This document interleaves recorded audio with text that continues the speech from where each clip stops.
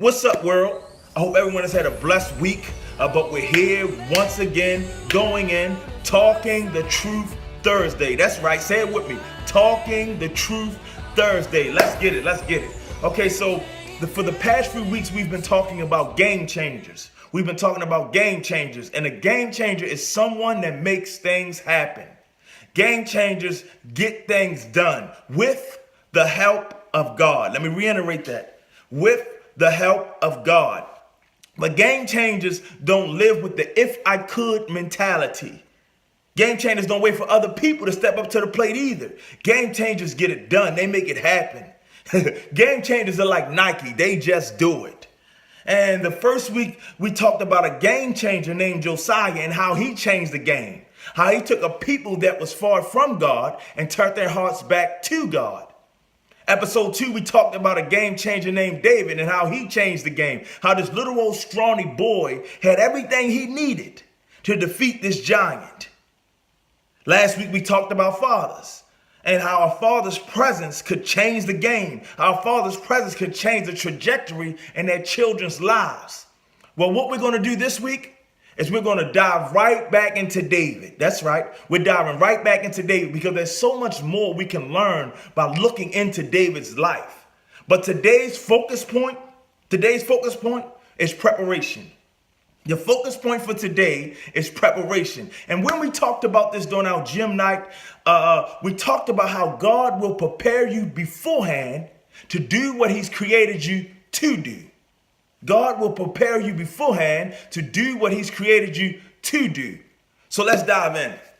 Okay, so we understand that David had defeated Goliath, right? We understand that. But if we rewind in David's life a little back before he even challenged or accepted the challenge of Goliath, if we rewind a little bit back before he was even going back and forth to Saul's house and his house, back when he was just staying at his father's house, David was just a shepherd boy. Now, he was still a shepherd boy and he was going back and forth from his father's house and Saul's house, but he was a full-time shepherd boy when he was at his father's house. And his duty of being a shepherd boy was to tend to the sheep, was to keep the sheep, and he also had to clean up sheep dung.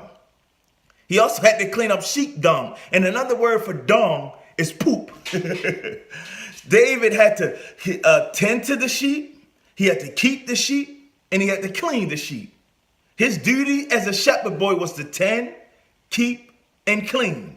Tend, keep, and clean. Tend, keep, and clean. Well, that reminds me of somebody else I know. And in fact, David was his ancestor. Can you guess who I'm talking about? I bet you hit it right on the nose.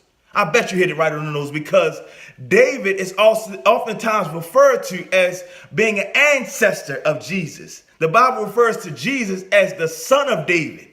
An ancestor, they carry some of the same traits. Let's unpack this. They carry some of the same traits. David was a shepherd, and his duty was to take care of the sheep. Well, Jesus was a shepherd, and his duty is to take care of us. He takes care of us, his sheep. David loved his sheep so much that he cleaned up their poop, their sheep dung. Well, Jesus loves us so much that it doesn't matter how much mess or sheep dung you have fell into. He's willing to clean you if you want to be cleaned. He's willing to keep you if you want to be kept. He's willing to tend to you if you want to be tended to. In fact, he loved us so much that he laid down his life for us. But here's the question. Was Jesus a king? I believe you know the answer to that. Jesus said his kingdom is not of this world. Jesus was a king. Was David a king? David became king later in life. But get this, being a shepherd and being a king, they run in the same lane. Because when you're ruling over a kingdom, your responsibilities are to tend to the kingdom. Your responsibilities are to keep the kingdom. And also clean up all the crap and all the mess that's going on in your kingdom. See, David was being prepared to be king back when he was just a shepherd boy.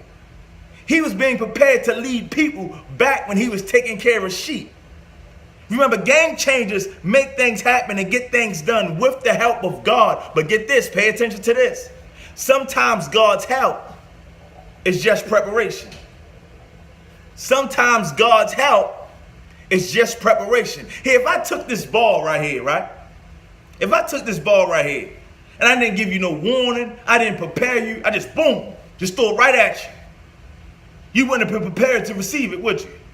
You probably would have fumbled with it. You probably would have dropped it. Well, imagine this ball is your calling. Imagine this ball is your purpose, created for you. And if I just threw it at you, well, you just fumbled the call. You just dropped the purpose. But if I told you that I'm about to throw this ball at you, if I said, listen, pay attention, I'm coming at you. It's coming right at you on the count of 3. 1, 2, 3. And I did this. You'd have been more prepared for it, right? You'd have been more prepared to receive it, and you wouldn't have fumbled it. You wouldn't have dropped purpose. You wouldn't have fumbled the calling. Sometimes God's help is preparation. Sometimes God's help is just to prepare you for what he's already created you to do.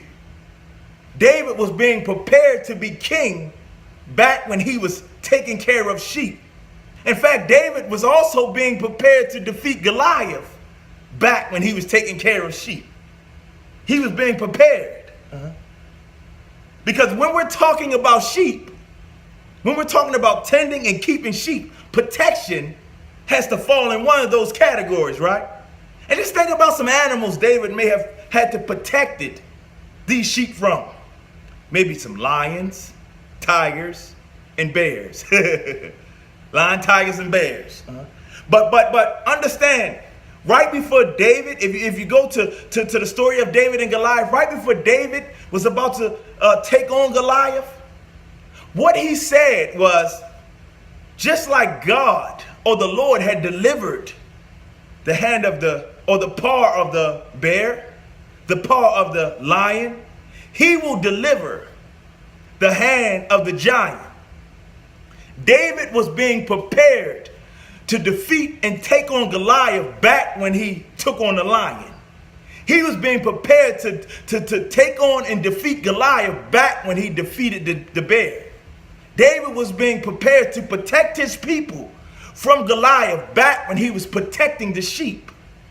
God will prepare you for purpose. He will prepare you for what he's created you to do. Preparation is so important to purpose. Because if God just threw purpose on you, if he just handed it over to you, if he just tossed it at you, you might fumble with it. But if he prepared you for it, how much more of a game changer would you be if you were prepared before you stepped into it? God doesn't make mistakes. So what you're going through now, it's not null and void. It's not insignificant. Don't think because you haven't actually stepped into purpose right now that you will never step into it. Because God prepared you before you actually have to step into it.